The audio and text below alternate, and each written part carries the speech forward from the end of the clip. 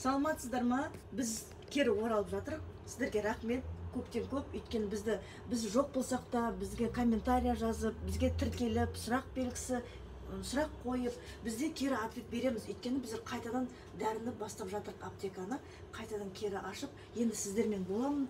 Егер сіздердің сұрақтарыңыз болса, жекеге жазып, комментарий басып, лайк басып кетіңіздер, бізді қолдаңыздар. Так, бүгін таныстыратын препараттарымыз сізге бауырдың препараттары.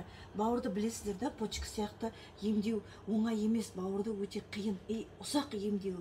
Сондықтан да сізге қазір бір-екі препараттарды таныстыратын боламын. Бір таныстыратын препаратым Урсазим и Левертин. Бүгіндікке таныстыратын препарат. Левертин ол жаңағы новинка, жақында шыққан, Урсазим тоже новинка. Бұл өзіміздің отандық өнім, Қазақстаннан шыққан препарат.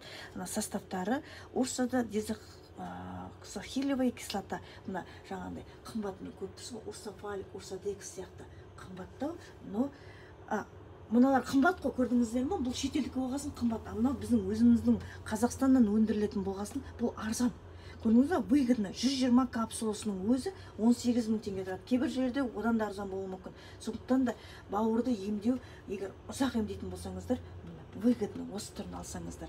Бұлар бауырды емдеу үшін жаңағыдай кем дегенде 3-6 айға дейін жүреді. Кешке жатарда бір мезгіл ішесіз только. 2 капсуладан күтіліп бір мезгіл ішесіздер. Өйткені күндіз ішіп алсаңыздар, бұл өттің бәрін қозғайды ғой, құсқыңыз келіп жүреді. Өттің бәрін қозғап жоғарға көтергенде жаңағыдай құсықтың дәмі келіп, жаңағыдай өт көтеріліп жүреді. Сондықтан да бұны сіз ұйықтап жатырғанда жұмыстың бәрін жасап қояды сіздер үшін. Тазалап, өттің, шлактың бәрін тазалап жасап қояды. Сол себепті бұны кешке жатарда 2 капсуладан бір мезгіл ішесіз. Өйткені бұда 250 мг. Суточный дозировкасы 500 мг. Тағы да айтатын боламын, келесі жолда тағы да егер сұрақтар болып жатса, обязательно қойыңыздар. Мынау Левертин. Бұл да бауырдың жасушаларын қорғайды, токсиндер, шлак бәрін тазалайды. Бұда мынау состав жоқ. Урсодексахилевая кислота деген жоқ. Мына L-карнитин, артишок, расторовшы. Бұл шөптерден жасалған препарат.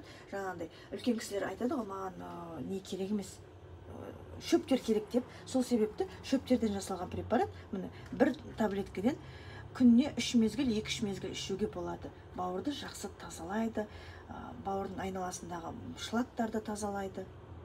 Сондықтан да күніне 1 мезгіл, 2 мезгілден ішуге болады. Бізге тіркеліп кетіңіздер. Сау болыңыздар.